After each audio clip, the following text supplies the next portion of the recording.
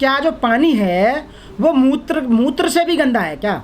मूत्र तो उससे ज़्यादा गंदा है क्या? मूत्र पानी में डालकर पानी को शुद्ध किया जा रहा है। मूर्ख हो, मैं पंडितों को कह रहा हूँ, मूर्ख हो, कमीनो हो, तुम्हारी बुद्धि नहीं है तुम में बिल्कुल भी। क्या कानून और चांद पर लोग पहुँच चुके हैं और आज गाय और मूत्र गोबर की बात कर रहे हो आप, उससे शुद्धिकरण कर रहे हो? बुद्धि चढ़ने चली गई क्या? इतनी भी बुद्धि नहीं है क्या आप लोगों में? ऐसा कोई मानव शुद्ध होता होगा? भगवान के भाई हो क्या तुम? भैया हो, एजेंट हो भगवान के, कि जो ऊपर से आपके सर में बात आएगी, चोटी में, एंटीना में, और तब मुँह में आएगी जब आप शुद्धिकरण करोगे। हैं, संस्कृत में 4 श्लोक बोलकर आप शुद्धिकरण कर दोगे? इस तरह का कोई शुद्धिकरण होता होगा? मायावती, क्योंकि मायावती बौद्धिस्ट कैटेगरी में आती हैं, वो बुद्ध हैं। जो बुद्ध को मानता है इसका मतलब है बुद्धि की शरण में आ जाना, उसके अंदर बुद्धि आ जाना। इन पंडितों में बुद्धि नहीं है, इसलिए बुद्धि की शरण में नहीं है। ये मूर्ख है, पागल है, बुद्धि चढ़ने चली गई है इनकी। इंसान का कोई शुद्धिकरण होता होगा?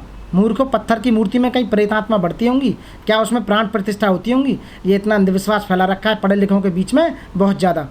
आने वाले समय में मैं जितने भी एससी पढ़े लिखे लोग हैं वो बिल्कुल नहीं मान रहे हैं। आने वाले समय में इनको नकारा जाएगा। पहले और भी ज़्यादा था, अब कम होता जा रहा है, आप देख रहे हैं। आने वाले समय में बिल्कुल ख़त्म हो जाएगा। केवल बीजेपी के नेताओं को छोड़कर या बीजेपी की सरकारों को छोड़कर कोई दूसरी सरकार क्या कोई शुद्धिकरण करवाया आज तक? करवाती है? बीजेपी की सरकार में आप कोई पद लोगे, एससी एसटी कोई पद लेगा, उसी का शुद्धिकरण होगा। कांवड़ियों के ऊपर हवाई जहाज से उससे हेलीकॉप्टर से फूल बरसाए जा रहे हैं। अरे राज्य सरकार के पैसे को आप मिसयूज कर रहे हैं, क्या मतलब है? आप पढ़ाई की बात करते नहीं, शिक्षा की बात करते नहीं, उसकी स्वास्थ्य की बात करते नहीं, आप किसी वेलफेयर की बात करते नहीं, आप महंगाई पे बोलते नहीं, आप एम्प्लॉयमेंट की बात करते नहीं, आप जनसंख्या वृद्धि पे कोई नियंत्रण नहीं करते उसकी बात करते नहीं। आप गुड़ गोबर मूत्र, यही बस पूजा पाठ, ढोकले बाजी, अंधविश्वास, शुद्धिकरण, इन्हीं बातों में पब्लिक को बहका रखा है। इसीलिए शिक्षा को आगे नहीं बढ़ा रहे हैं। केवल बीजेपी के नेताओं को छोड़कर या बीजेपी की सरकारों को छोड़कर कोई दूसरी सरकार क्या कोई शुद्धिकरण करवाया आज तक? करवाती है? बीजेपी की सरकार में आप कोई पद लोगे, एससी एसटी कोई पद लेगा, उसी का शुद्धिकरण होगा।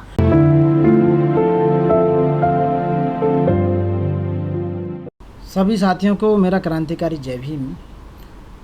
ये जो आप बात बता रहे हैं कि राष्ट्रपति को शुद्धिकरण किया जा रहा है, ये जो पंडे होते हैं उनकी मानसिकता है, और मनुवादी जो मानसिकता होती है वो ये कहते हैं कि जो दलित लोग होते हैं, एससी एसटी ओबीसी, उनको उनकी जाति से बाहर निकालने के लिए या कोई पद ऊपर लाने के लिए उन्हें पहले शुद्धिकरण किया जाएगा। ऐसा शिवाजी के साथ भी हुआ था। जो वीर शिवाजी था उनके साथ भी हुआ था। पंडों ने मना कर दिया था। उसका जो राज्याभिषेक जो हुआ था, उनको तिलक जो लगाया था माथे पे, वो पंडित ने अपने पैर के अंगूठे से उनको राज्याभिषेक किया गया था। मेरा मानना ये है कि इस तरह की जो घटनाएं जो होती हैं ये आज से नहीं हो रही, पहले से ही हो रही हैं। इस तरह की घटनाएं ये आपके संज्ञान में आई है कि उनका शुद्धिकरण किया जा रहा था, वो छुपके किया जा रहा था। वो पता ना उनकी जो वीडियो थी किस तरह से लीक हो गई। आप जैसे ज्ञानी लोगों ने उनकी जो वीडियो है वो लीक कर दी है। इस वजह से ये आपको पता लग रहा है शुद्धिकरण। तो एससी एसटी ओबीसी यदि किसी अच्छे पद पे पहुंचेगा जब भी, तो उसका ये पंडाओं के द्वारा, ब्राह्मणों के द्वारा शुद्धिकरण किया जाएगा, तभी वो उस पर विराजमान होगा। और शुद्धिकरण जो होगा वो गाय के मूत्र से होगा।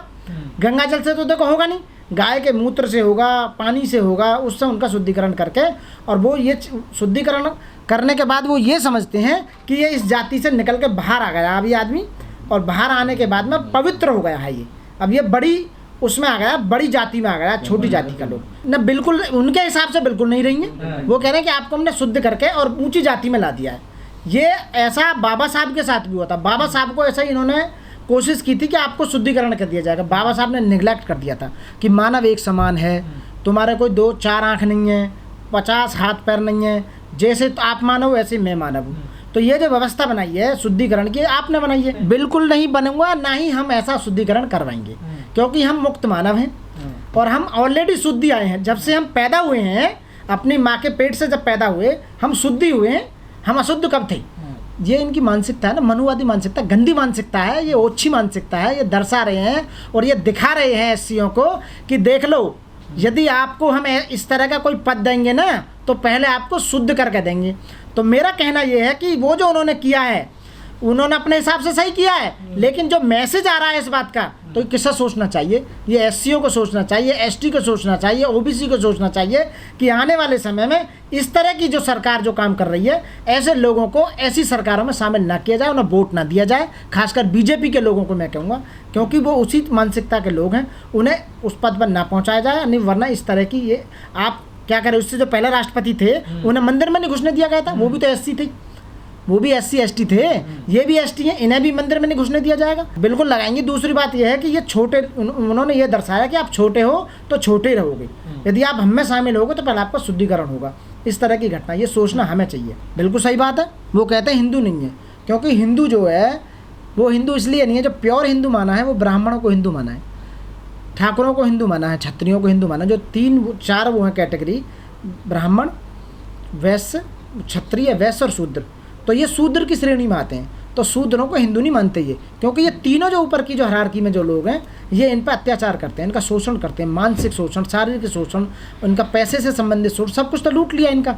ये केवल वोट बैंक को बचाए रखने के लिए इन्होंने एक एसटी की महिला को लेके आए हैं राष्ट्रपति बनाने के लिए, और मूर्ख बनाकर उनकी जितनी भी संपदा है, उनकी जितनी ज़मीनें हैं, खाने हैं, अब देख लेना आए दिन आगे आने वाले समय में उनकी लूट मचाई जाएगी। ये कोई, आप एक बात बताइए, राष्ट्रपति का जो पद पर जो मनोनीत होता है, या उसकी जो प्रक्रिया है चुनने की, चुनाव जो प्रक्रिया है, राष्ट्रपति को कैसे आप बनाएंगे देश के, भारत का राष्ट्रपति, उसकी जो प्रक्रिया है वो भारत के संविधान में है। तो भारत के संविधान में कहीं भी ये नहीं लिखा हुआ कि उसका पंडित आकर कोई राज्य से अभिषेक करेंगे। आप एक बता दिए, ओछी मानसिकता के लोग हैं। और आप सुनो, राफेल आया था, उसके नीचे नींबू फोड़ रहे हैं। क्या है ये मानसिकता? आप बताइए। गंगा जल से उस पर छींट मार रहे हैं।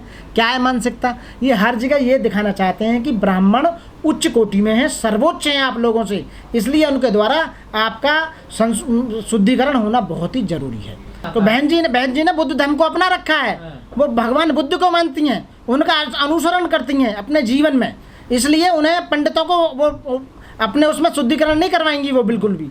इसलिए वो जिनके अंदर बुद्धि होती है उस तरह का काम नहीं करते देती हैं। मैं ये कहूँगा, सारे देश के पंडितों, आप इस तरह के बिल्कुल भी अंधविश्वास ना फैलाएं देश के अंदर, बल्कि भगवान बुद्ध को पढ़ें, उनका धम्म पढ़ें, आपको बुद्धि आ जाएगी। साइंटिफिक रीजन भी अपनाएं। तो क्या है ये शुद्धिकरण? राष्ट्रपति एक बनी बनाई मोहर होता है, वो प्रधानमंत्री के अकॉर्डिंग चलता है। जैसे प्रधानमंत्री कहते हैं, आपने पिछले राष्ट्रपति को देख लिया, क्या कर लिया राष्ट्रपति ने?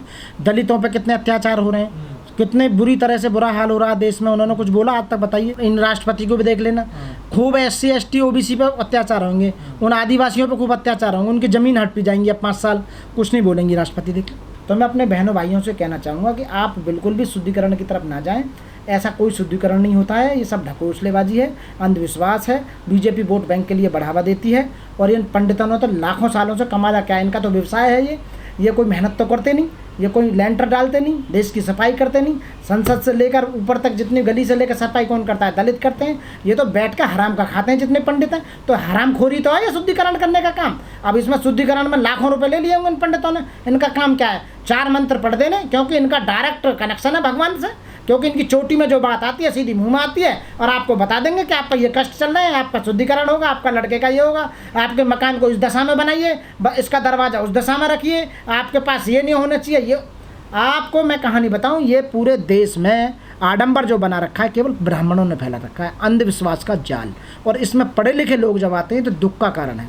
बाबा साहब ने सदियों से कहा, भगवान बुद्ध ने सदियों से कहा, कितने महान क्रांतिकारी समाज सेवक अब तक कह कर मर गए, लेकिन कुछ लोगों की समझ में बिल्कुल नहीं आता है। खासकर मैं दलितों का मैं आपको डाटा दूं, जो एससी में बहुत सारी जातियाँ आती हैं, जो जाति पढ़ लिख कर अकलबंद हो गई है, मानसिक तौर पर और शैक्षणिक रूप से मजबूत और समझदार हो गई है, वो लेके बिल्कुल नहीं आई है। ये इसमें मैंने पहली वीडियो में भी बताया था आपसे कि कोई भी जज, कोई भी वकील, कोई भी इंजीनियर, कोई भी डॉक्टर, कोई भी एमएलए, कोई एमपी, कोई मंत्री, कोई भी देश का बड़े से बड़े आदमी कोई भी कावड़ लेकर नहीं आया, तो आप क्यों लेने जा रहे हो बताइए? कोई भी प्रोफेसर, कोई भी मैं कह रहा हूँ सरकारी वकील कुछ भी किसी को एडवैक्स जो पढ़े लिखे लोग हैं वो, क्योंकि उनकी बुद्धि का विकास हो गया। बुद्धि का मतलब है भगवान की बुद्धि की शरण में चले जाना, उन्हें बुद्धि का आगाज हो गया।